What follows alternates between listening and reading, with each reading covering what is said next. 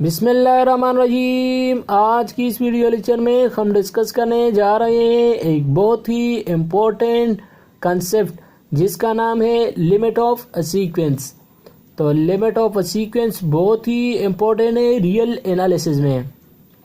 सबसे पहले हम यहाँ पर कन्वर्जेंट ऑफ अ सीक्वेंस करेंगे कि कन्वर्जेंट ऑफ अ सीक्वेंस कब होगा। तो कन्वर्जेंट के लिए हम तीन बातें बताएंगे आपको और उसी को हम अप्लाई करके किसी भी फंक्शन का लिमिट आसानी से फाइंड कर सकेंगे। तो याद रखना बहुत ही इम्पोर्टेंट है। और रियल एनालिसिस में जब भी आपको किसी फंक्शन का लिमिट दिया जाता हो तो डायरेक्टली वही डिफिनीशन करेंगे और एक डिफिनीशन के ज़रिए हम सारा कवर करेंगे। तो किसी भी फंक्शन का लिमिट होगा तो उसी तरीके से हम किसी भी फंक्शन का लिमिट डायरेक्टली फाइंड कर सकेंगे। तो याद रखना बहुत ही इम्पोर्टेंट है और आपका काम आएगा। तो the limit of a sequence definition, a sequence x n of real number is said to convergent to x. X n convergent x को कब होगा? एक्स हमारे पास कोई भी रियल नंबर है, कब होगा? F for each epsilon greater than zero. अगर epsilon greater than zero, epsilon हमारे पास एक ग्रेटर देन ज़ीरो नंबर है, कोई भी हो सकता है, 0.1, 0.2, 1, 2, 3, ये हमारे पास नंबर हो सकता है, रियल नंबर है। Greater than zero there exist a natural number. तो वहाँ पर एक नंबर एग्जिस्ट कर रहा होगा कि एप्सिलॉन के अंदर हमारे पास एक नंबर एग्जिस्ट कर रहा होगा। सपोज आपके पास बता रहा है कि के एप्सिलॉन मीन, के एप्सिलॉन का मतलब है कि एप्सिलॉन है या एप्सिलॉन स्क्वायर है, एप्सिलॉन बाई 2 एप्सिलॉन, ये हमारे पास हो सकता है। तो यहाँ पर ही याद रखना कि ये हमारे पास के लिए के की वैल्यू हम फाइंड करेंगे। तो ये याद रखना कि हमारे पास अगर एप्सिलॉन ग्रेटर देन ज़ीरो हो, there exist a natural number K epsilon such that X N minus X greater than epsilon belong to for all N greater or equal to K epsilon. तो ये definition याद रखना, ये दो step आपको याद रखनी चाहिए कि epsilon greater than zero there exist a natural number K epsilon such that X N minus X. यहाँ पर अगर आप देखें तो एक्स एन क्या है? एक्स एन हमारे पास सीक्वेंस है, एक्स एन क्या है? सीक्वेंस है। माइनस एक्स क्या है? एक्स हमारे पास सीक्वेंस का जो लिमिट होगा तो वो हम लेंगे। फिर एप्सिलॉन क्या है? मैंने आपको बताया कि ये क्या है? एक रियल नंबर है। और एन क्या है? तो एन हमारे पास नेचुरल नंबर हो गया और ये नेचुरल नंबर हमेशा एप्सिलॉन जो यहाँ पर आप ले रहे हैं वो हमेशा क्या होगा? ग्रेटर होगा किससे? के एप्सिलॉन से। तो ये दो स्टेप सिर्फ आपको याद होनी चाहिए। किसी भी फंक्शन का अगर आप लिमिट फाइंड करोगे तो इस डिफिनीशन के ज़रिए हम करेंगे। तो ये दो लाइन याद रखना, इसी तरीके से हम किसी भी फंक्शन का लिमिट आसानी से फाइंड करेंगे। ये आपने जो सेकंड ईयर में पढ़ी थी वो डिफिनीशन नहीं है कि आप डायरेक्टली लिमिट वहाँ पर फाइंड करते थे। तो यहाँ पर लिमिट फाइंड नहीं करेंगे, लेकिन यहाँ पर सिर्फ ये डिफिनीशन अप्लाई करके हम किसी भी फंक्शन का लिमिट फाइंड करेंगे। ये नोट रखना, इन above definition f x in convergence to x then right edge. इसको हम ऐसे भी लिख सकते हैं कि एक्स इन अगर यहाँ पर हमारे पास कन्वर्जन कर रहा हो एक्स को, एक्स इन क्या है? मैंने आपको बताया कोई भी सीक्वेंस हो सकता है और लास्ट वीडियो में मैंने आपको इस पर बहुत ही बातें कर दी थी कि एक्स इन हमारे पास कोई सीक्वेंस है, इसको हम एक्स इन ऐसे भी डिनोट करते हैं, मैंने आपको बताया था। और कोई फंक्शन कोई सीक्वेंस हो और इसका जनरल टर्म क्या है? वुल्वरेन है। तो ये हम इस तरह डिनोट करते हैं और मैंने आपको बताया कि सपोज करते हैं, यहाँ पर मैं एग्जांपल करूँगा तो आपको क्लियर हो जाएगा। सेकंड नोट क्या है? If a sequence has a limit then we say that a sequence is convergent, if it has no limit then divergent. अगर किसी फंक्शन का एक्स एन सीक्वेंस है तो अगर इसका कोई कन्वर्जन लिमिट एग्जिस्ट कर रहा हो, इसका कोई ये सीक्वेंस है एक्स एन, तो इसका जो सीक्वेंस है वो x की तरफ अप्रोच कर रहा है, यानी x आ जाता है इसके लिमिट से, तो हम कहेंगे कि वो सीक्वेंस क्या है, कन्वर्जन है। अगर इसका लिमिट एग्जिस्ट नहीं कर रहा हो तो हमारे पास क्या होगा, डाइवर्जन होगा। ये बात इंपॉर्टेंट है। तीसरा नोट वही है जो हमने कर दी कि limit delta n approach to infinity x n equal to x or x n converge to x, ऐसे भी हम कह सकते हैं, या x n approach to x are same. ये तो हमारे पास ये सारे बातें सेम है, ये याद रखना। और इसकी जो हम फॉर्म लिख सकते हैं, limit x n equal to x, इसको ऐसे भी लिख सकते हैं। अगर लिमिट नहीं दिया जाता तो भी इसका मतलब क्या होगा कि हमारे पास क्या है, limit x n equal to x हमारे पास हो, वही सीक्वेंस का मतलब है कि ये इन अप्रोच टू इंफिनिटी है। बहुत सारे बुक इन अप्रोच टू इंफिनिटी नहीं लिखता, तो ये याद रखना, इन सारों का मतलब ही सेम है, ये याद रखना और आगे हम यूज़ करेंगे। लास्ट लेक्चर में मैंने आपको बताया था कि यहाँ पर हमारे पास एन 1 ओवर एन हमारे पास किसकी तरफ अप्रोच कर रहा है, 0 की तरफ। 1 यहाँ पर 1 पुट करो तो 1/1 1 आ जाएगा, 2 पुट कर दो तो 1 ओवर 2 आ जाएगा, 3 पुट करो तो 1 ओवर 3 आ जाएगा, एंड सो ऑन। अगर आप देखें तो ये हमारे पास 1 है, फिर हमारे पास 0.5 हो जाता है, फिर हमारे पास 0.33 हो जाता है, फिर हमारे पास इस तरह चल रहा है। तो 0.2 की तरफ चल रहा है, तो इस तरह चल रहा है, वो किसकी तरफ अप्रोच कर रहा है, 0 की तरफ। एट लास्ट वो 0 हो जाता है।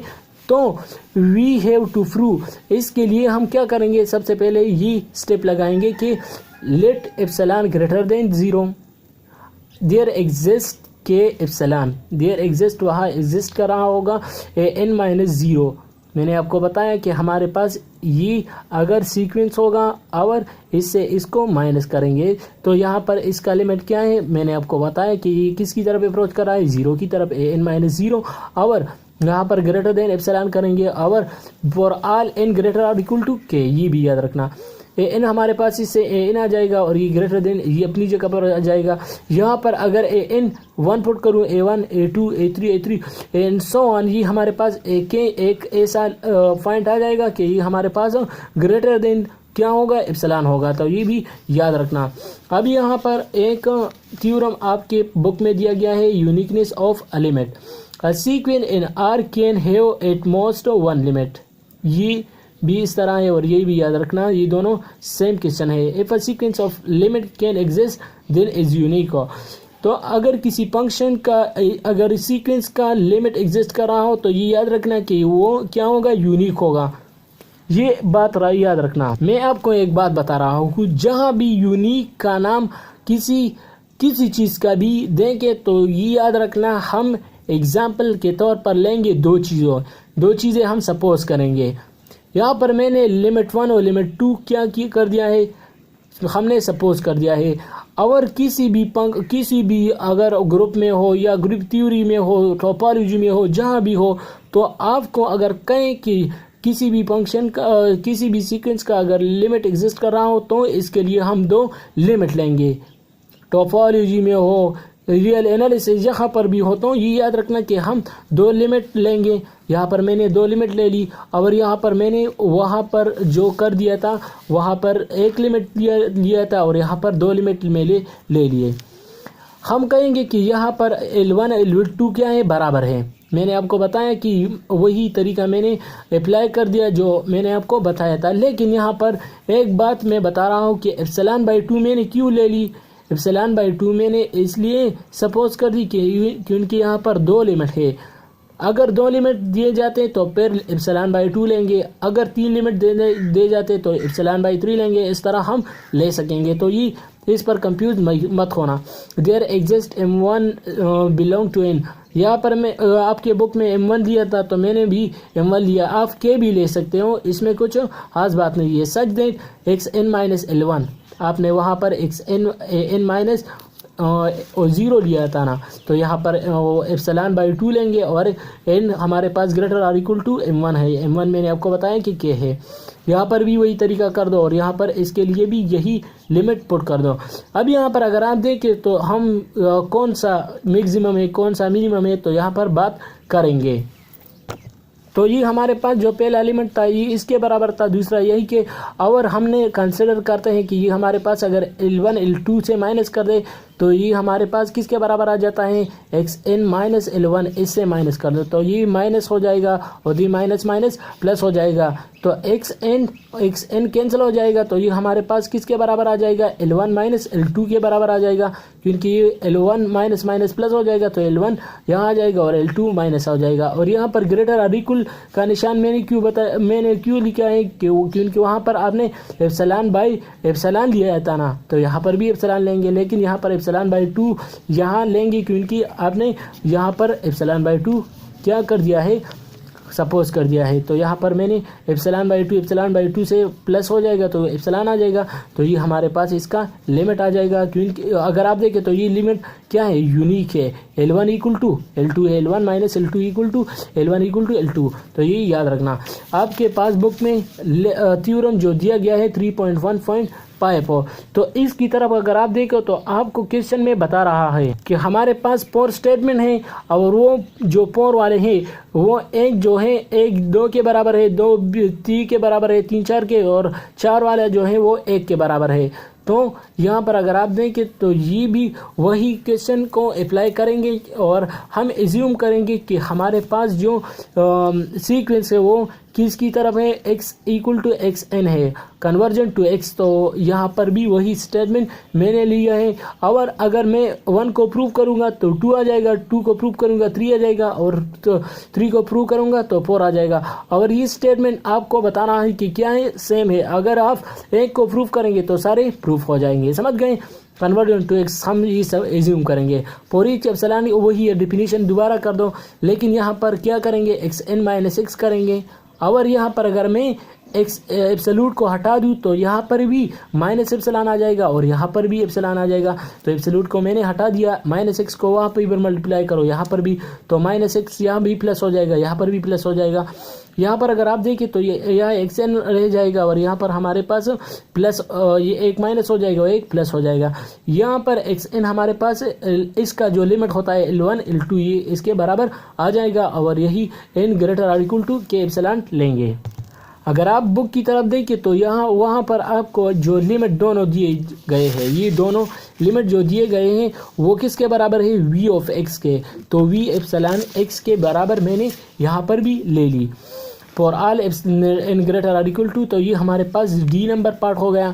अब हम d को a के बराबर लेंगे, d हमारे पास 4 है या a है, आप इसको a नाम देंगे, तो a को बराबर लेंगे, a के बराबर लेंगे, तो इसके लिए हम एज्यूम करेंगे कि हमारे पास ये इसके बराबर है।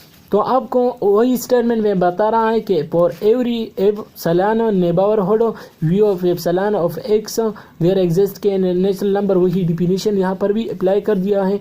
लेकिन ये बात थोड़ा यहाँ पर आपको कंफ्यूज कर रहा है, लेकिन उसमें कंफ्यूज नहीं होना कि हमारे पास to show that d equal to a, तो यहाँ पर वही बात शुरू हुआ है कि epsilon greater than equal to x v of epsilon इसके बराबर है। तो यहाँ पर अगर आप देखें तो हम d से ये अखज़ कर सकते हैं कि there exist K epsilon natural, तो यहाँ पर देखिए xn हमारे पास किसके बराबर है, v ऑफ एप्सिलॉन ने, तो यही ले लो।